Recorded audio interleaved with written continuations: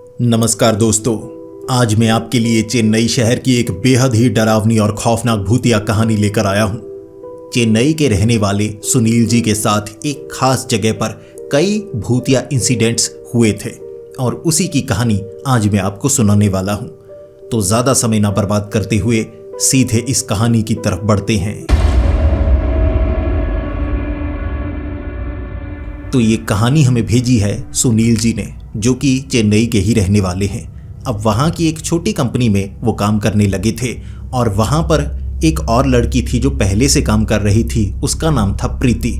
अब उन्होंने अपनी पूरी पहचान जाहिर करने से मना किया है, तो मैं भी उनकी प्राइवेसी की पूरी इज्जत करते हुए कहानी को उसी तरह से बताऊंगा। सुनील जी और प्रीति जी एक ऑफिस में काम किया करते थे और दोनों को एक दूसरे का साथ बहुत अच्छा लगने लगा और धीरे धीरे ये दोस्ती प्यार में कब बदल गई दोनों को पता ही नहीं चला। और ऐसे ही वो ऑफिस में काम करते रहे। लेकिन वहाँ पर प्रीति को कुछ लड़के थे जो थोड़ा परेशान करने लगे थे और वहाँ की जो मैनेजर थी वो प्रीति को पसंद नहीं करती थी। इसीलिए प्रीति का वहाँ पर काम करना बहुत ज़्यादा मुश्किल होने लगा।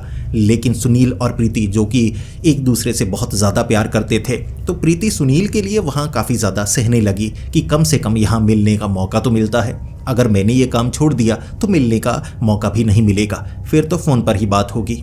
लेकिन प्रीति को वहाँ इतना ज़्यादा परेशान किया गया कि प्रीति का झगड़ा हो ही गया मैनेजर के साथ और सुनील ने कह दिया कि मेरे कारण यहाँ रुकने की ज़रूरत नहीं है, तुम्हें भी अपनी ज़िंदगी देखनी है। वैसे भी हमारा रिश्ता थोड़े ना टूटा है, यहाँ से दूर हो जाएंगे तो कोई ना कोई और रास्ता भगवान बना ही देगा। कोई बात नहीं, काम को छोड़ दो, कोई अच्छा काम ढूंढो तुम। तो प्रीति ने वहाँ काम छोड़ दिया।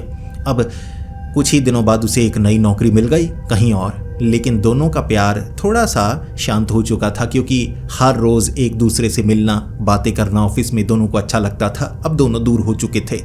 अब 1.5 महीने तक फ़ोन पर बात करने के बाद, व्हाट्सएप पर चैट करने के बाद, जो सुनील था एक बार वो प्रीति को देखना चाहता था। तो उसने प्रीति को कहा कि शाम को मिलने के लिए आ जाओ। और प्रीति जो कि अपने परिवार से बहुत ज़्यादा डरती थी, पहले तो ऑफिस में काम करते थे, ऑफिस में तो जाना ही होता, किसी को घर में पता नहीं था। लेकिन ऐसे शाम के वक्त किसी से मिलने के लिए जाएगी बेटी तो घर में शक हो जाएगा। तो प्रीति ने कहा कि मैं नहीं आ सकती। तो इस पर सुनील ने कह दिया कि एक तरीका है, ऐसा करो, वैसे भी तुम 6 बजे आती हो तो सीधे घर मत जाना, कहीं पार्क में चलते हैं, 10-15 मिनट मुझसे बात ही कर लो, तुम्हारा चेहरा देखे बहुत ज़्यादा समय हो चुका है। तो प्रीति मान गई। तो जो प्रीति थी वो एक अलग जगह काम करती थी, जो सुनील था एक अलग जगह काम करता था। तो दोनों को एक ख़ास जगह जाना था जहां दोनों कम से कम 10-15 मिनट तक बात कर पाते। तो वहां एक पब्लिक पार्क थी, उन्होंने पब्लिक पार्क चुनी। जो सुनील था बाइक से वहाँ पर आने वाला था, प्रीति स्कूटी से वहाँ पर आने वाली थी। तो वहाँ पर वो आए 6-6:30 बजे। अब 6:30 बजे थोड़ा थोड़ा अंधेरा होने लगा था। तो वहाँ जितने कपल थे बातें करने के लिए, मिलने के लिए वहाँ आते बैठे होते। लेकिन जो गार्ड थे वो ऐसे कपल को वहाँ बैठने नहीं देते और जैसे ही अंधेरा हो जाए वो भगाने लगते थे कि यहाँ नहीं रुकेगा कोई। अब काम पर थोड़ी देर तो हो ही जाती है। इस तरह से काम पर थोड़ी देर हो चुकी थी।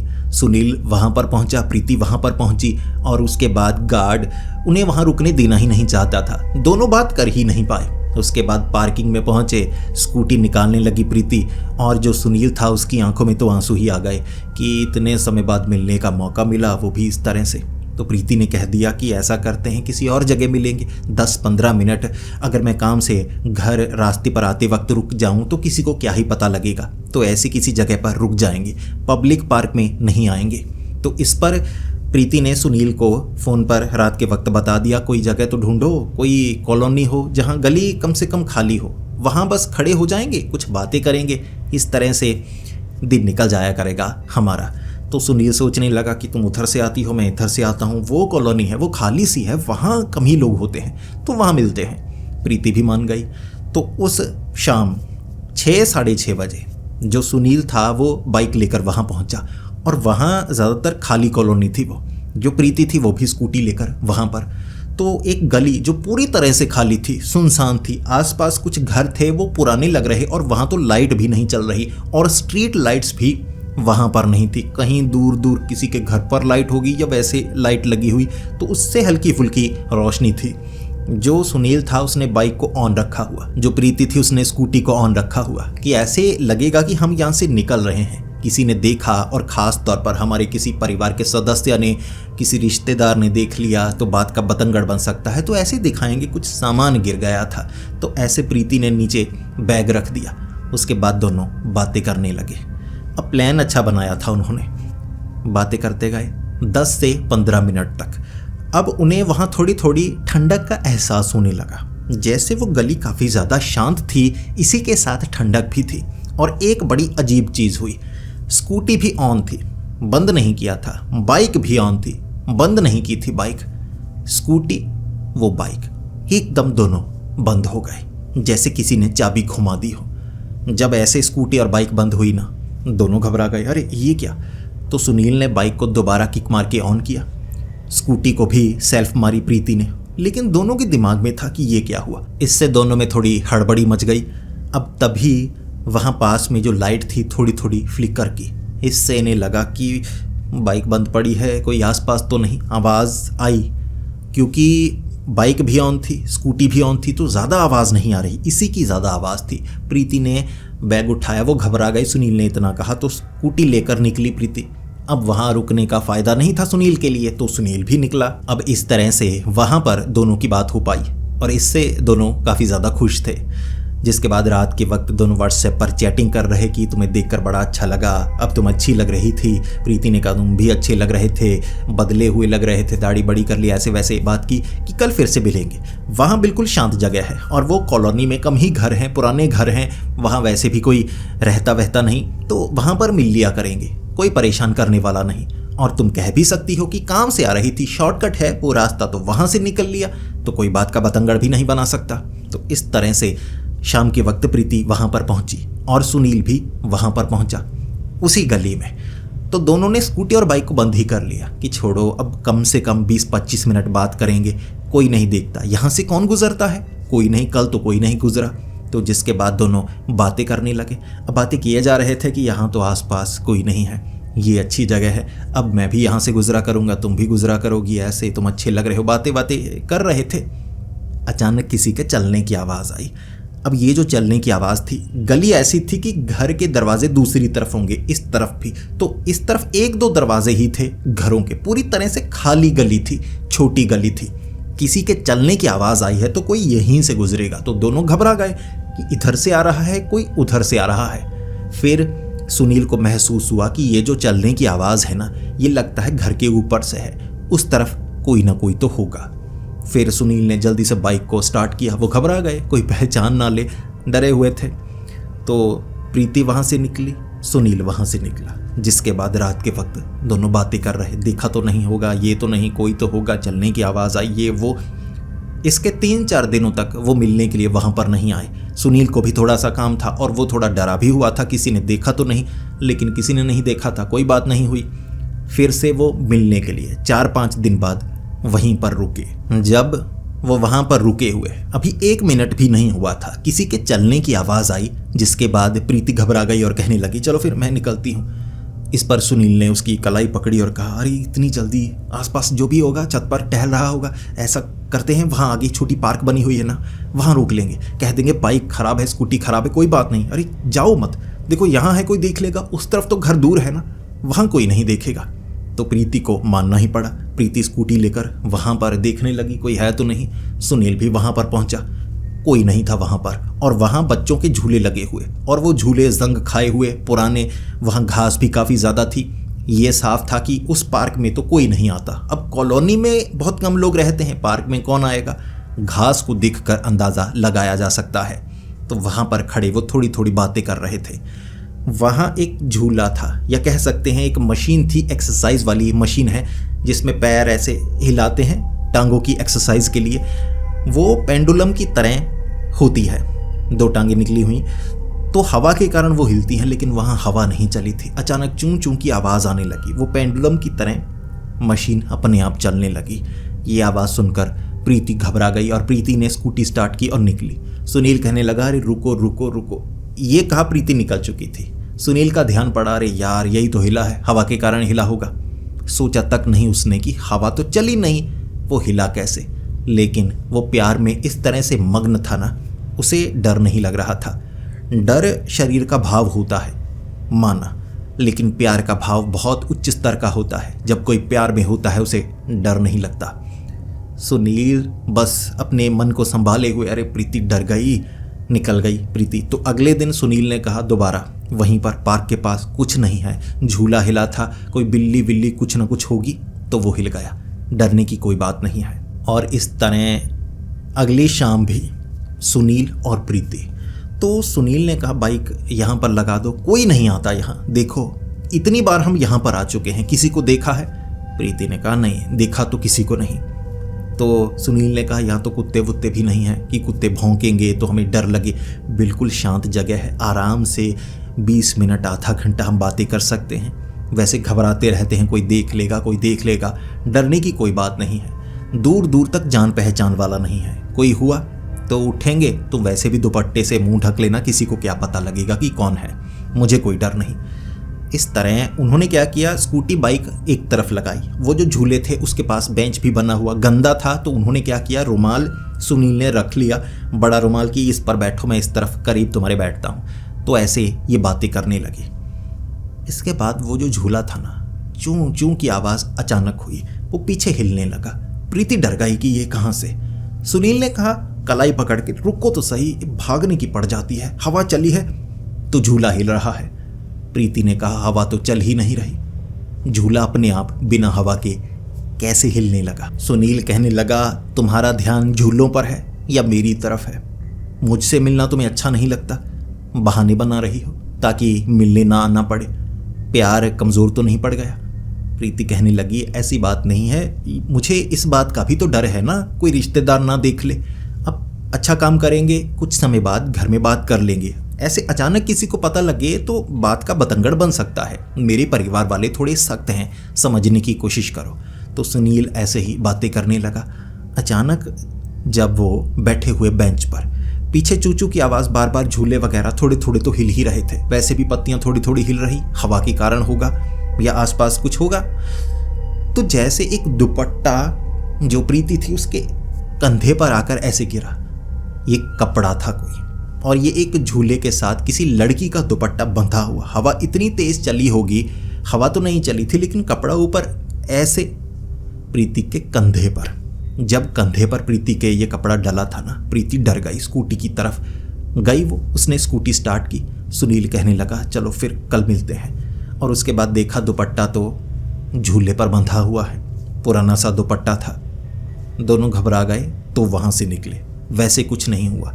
लेकिन सुनील के दिमाग में ये ज़रूर था यार झूला अपने आप हिलने लगता है, दुपट्टा अपने आप ऊपर आ गया, वैसे भी आसपास से हल्की हल्की घास में आवाज़ आती रहती है, ऐसा लगता है जैसे आसपास कोई है, ये कैसी जगह है। इसके बाद सुनील अपने दोस्तों के सामने डींगे तो हाँक ही रहा था। बात यह थी कि प्रीति दिखने में बड़ी खूबसूरत थी, तो जो सुनील था कम से कम अपने दोस्तों को ज़रूर बताता था यार प्रीति यार बहुत खूबसूरत, मिलती है मुझसे। वो कह रहे थे काम भी छोड़ दिया, तो सुनील कहता यार मिलती है मेरे साथ अब भी, रिश्ता हमारा ख़राब नहीं होगा, मैं शादी करूँगा ये वो।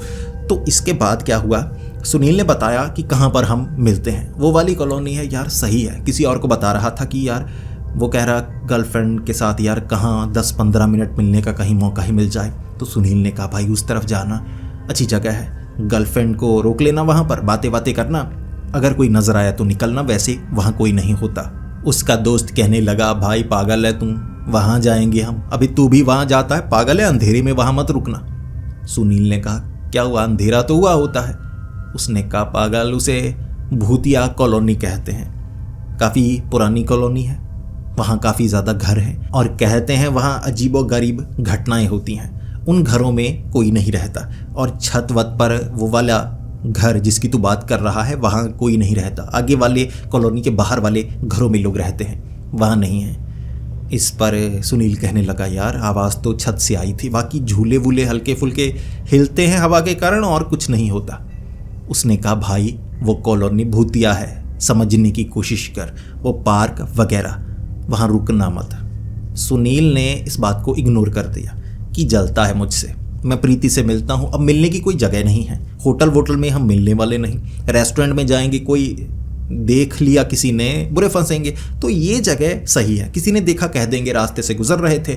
तो सुनील दिख गया, काम करता था मेरे साथ, तो मैंने वैसे ही हालचाल पूछना शुरू कर दिया, बस ऐसे बात को बनाया जा सकता है, रेस्टोरेंट में तो सीधे सीधे पकड़े जाएंगे, ये जगह फिर भी सुरक्षित है। तो सुनील ने कहा नहीं, डरा रहा है कमीना, जलता है मुझसे।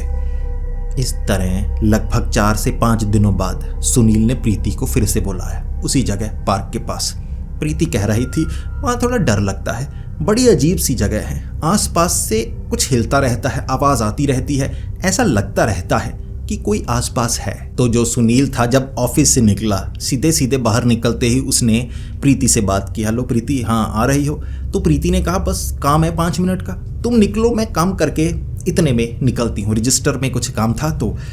तो सुनील को लगा कि उसके पास स्कूटी है, बीच बीच से गलियों से निकलकर बड़ी तेज़ी से आ जाती है, मैं पहुँचता भी नहीं। तो सुनील निकला और सुनील को था तब तक वो वहाँ पर पहुँच जाएगी। सुनील ने बाइक थोड़ी धीमी चलाई और जब उस जगह सुनील पहुँचा 6:30-7 बजे के करीब का समय था और प्रीति घर में बहाना लगा देती थी, काम बहुत ज़्यादा है, रास्ते में आने में परेशानी हो जाती है, मैं बर्गर खाने लगती हूँ, मैं ये खाने लगती हूँ, तो बहाना लगा दिया करती थी कि आधा घंटा ऐसे निकलता है मेरा। तो सुनील उस कॉलोनी में उस जगह पहुंचा और जैसे ही सुनील आगे से बाइक लेकर आ रहा, उसने देखा बेंच पर कोई बैठा है, वो लड़की है। सुनील के दिमाग में अरे प्रीति है, उसने ये तक नहीं सोचा कि प्रीति तो इस तरफ स्कूटी लगाती है फिर चलकर वहाँ बैठी होती है। तो सुनील ने वहाँ पर बाइक लगाई। जैसा कि मैंने आपको बताया कि वहाँ अंधेरा काफ़ी ज़्यादा होता था, दूर दूर जो लाइट थी ना, फ्लड लाइट, उसकी रोशनी कुछ वहाँ पहुँचती थी, तो आपस में थोड़ी बातें कर पाते थे वो। तो सुनील को लगा कि प्रीति तो पहले पहुँच गई, वहाँ बेंच पर बैठी हुई है। जिसके बाद सुनील धीरे धीरे चलता हुआ बेंच के पास जा रहा। उसे अंदाज़ा तक नहीं था कि वो लड़की जो बेंच पर बैठी थी वो प्रीति नहीं थी। जब सुनील उस बेंच के करीब गया था ना, उसने बस आवाज़ लगाई थी, अरे प्रीति कब पहुंची? बस इतना। अब ये एक परछाई की तरह था, क्योंकि लाइट कम थी तो रंग तो नज़र नहीं आ रहे, लेकिन कोई लड़की, और ऐसे बेंच पर वो लड़की ऐसे गायब हो गई। वहाँ बेंच पर कोई नहीं था। सुनील ने अपनी आंखों के सामने किसी को गायब होते हुए देखा और पीछे जो झूले थे ना, बड़े ज़ोर ज़ोर से हिलने लगे। इस तरह जो सुनील था वो तो चीखने लगा और भागा बाइक की तरफ। बाइक लेकर कॉलोनी से बाहर जान चुका था वो कि जो पीछे झूले हिलते हैं, यहाँ कोई ना कोई भूत है। अपनी आंखों से गायब होते हुए देखा उसने, अंधेरे में लेकिन गायब होते हुए देखा। कॉलोनी से बाहर निकलते सीधे लगाया उसने प्रीति को फ़ोन, कहाँ पर हो? प्रीति अभी ऑफिस से निकल रही थी। प्रीति ने कहा मैं अभी आई, 10 मिनट लगेंगे मुझे पहुँचने में। सुनील ने कहा मत पहुँचना, वहाँ नहीं, अब से वहाँ नहीं, मेरे साथ जो हुआ सुनोगी तुम्हारे होश उड़ जाएंगे। सुनील ने प्रीति को बताया। प्रीति डर गई और उसके बाद प्रीति सीधा घर गई और फिर फ़ोन पर बातें कर रहे। अगले 2-3 दिनों तक जो सुनील था बहुत ज़्यादा डरता रहा। अपनी आंखों के सामने किसी को गायब होते हुए देखा था, और ना सिर्फ गायब होते हुए, माना कि वो आंखों का धोखा हो सकता है, लेकिन हवा का झोंका नहीं आया था। हर एक झूला हिल रहा था। वो जो मशीन है जो प्रेस करने के लिए, वो अपने आप नहीं हिलती, वो मशीन भी वहाँ पर हिल रही थी। जंग खाई, वो तो अटक जानी चाहिए थी, वो मशीन भी हिल रही थी। जब सुनील ने ये देखा था ना, तभी उसके हाथ पांव फूल गए थे और वो भागा था। तो ये बात पूरी उसने प्रीति को बताई और प्रीति पहले से कह रही थी कि वहाँ ठंडक लगती है, चीज़ें हिलती हैं, मुझे लगता था कोई आसपास है, लेकिन कोई बाहर नहीं आता था, बस महसूस होता रहता था। तो दोनों समझ गए कि उस जगह को भूतिया क्यों कहा जाता है। उनके साथ भी एक अजीब घटना हो चुकी थी, लेकिन ये कोई बहुत ज़्यादा बड़ी घटना नहीं थी जिससे उनके अंदर बहुत ज़्यादा खौफ पैदा हो पाता। बस कॉलोनी में नहीं जाना है, उन्होंने ये सबक सीख लिया और उसके बाद वो कहीं और मिलने लगे। वो बात उन्होंने नहीं बताई, उनकी कहानी यहीं तक थी। तो दोस्तों, ये कहानी आपको कैसी लगी प्लीज़ कमेंट्स में ज़रूर बताएं। अगर आपके पास कोई कहानी है तो मैंने नीचे इंस्टाग्राम आईडी दी हुई है, आप वहां पर अपनी कहानी भेज सकते हैं। अगर वो कहानी सच में बेहतरीन हुई तो मैं उसे अपनी आवाज़ में सब तक पहुंचाना ज़रूर चाहूँगा। अगर आपको ये वीडियो पसंद आई तो उसे लाइक कीजिए, बहुत ज़्यादा पसंद आई तो दोस्तों के साथ शेयर कीजिए। ऐसी ही वीडियो देखने के लिए हमारे इस चैनल को सब्सक्राइब कर लें। तो मिलते हैं अगली वीडियो में, तब तक के लिए डरते रहें।